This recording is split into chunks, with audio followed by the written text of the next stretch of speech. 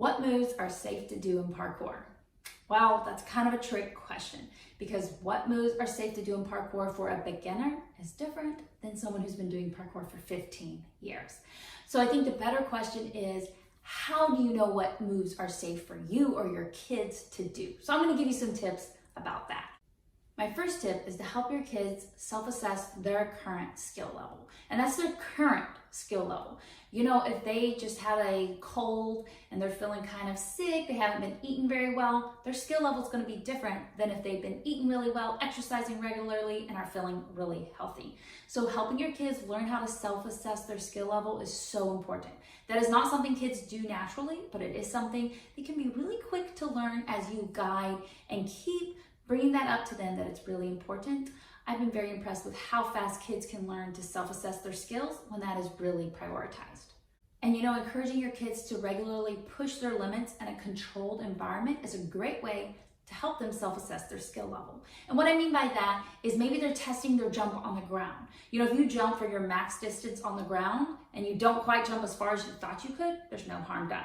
If you jump for your max distance 10 feet in the air and you don't quite jump as far as you thought you could, that's not a good time to figure out that your jump wasn't as long as you thought it was. So encouraging them to push their limits in controlled environments, maybe taking a arm jump closer to the ground so that if they do miss it, it's okay, or just purposefully doing an arm jump and not going all the way to an obstacle, but just testing their limit, landing right in front of it. Things they can do to make sure they're staying safe, but they're also pushing their limits and seeing how they have progressed, because if you're practicing parkour regularly, you should be regularly getting new skills, new abilities, new ways that you can jump farther and things like that. So encouraging them to push their limits in a controlled environment is a great way to help them in their self-assessment of what their current skill level is.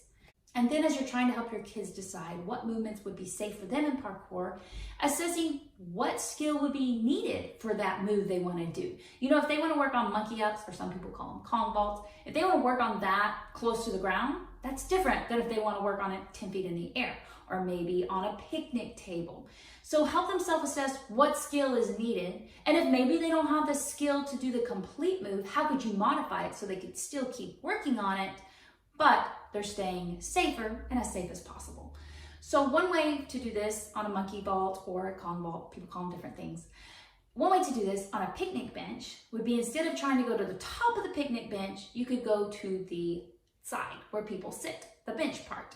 That makes it lower, but they're still practicing the kick up and getting their feet and moving their hips. So how could you help them adjust their movements so it is a safe option? So knowing your current skill level is important for kids, and then knowing the skill level required for a movement is important. And then maybe if you don't have that skill level yet, how could you modify it so you're doing something similar and working towards getting that skill one day? Another important thing when deciding what parkour moves are safe is, what equipment are you on? What is the surroundings? You know, if you're on broken glass, there's really not many moves that are safe. If you're on slippery, wet obstacles, maybe we want to be taking tiny jumps, slow movements. If it's really dry and it's a nice part, maybe there's wood chips, maybe then you could be going for a few max jumps or things that might be potentially more risky if it's slippery or there's broken glass or equipment is broken. You know, you could go to a park, you need to check your surfaces, because sometimes if it's a wood park, the wood will rot. Sometimes if it's a metal park, things can be messed up, extra slippery, things like that. So helping your kids test their surfaces before they decide if a certain parkour move is safe for them is also really important. And my last tip on this for today would be to help your kids learn how to assess the pros and cons of a certain move.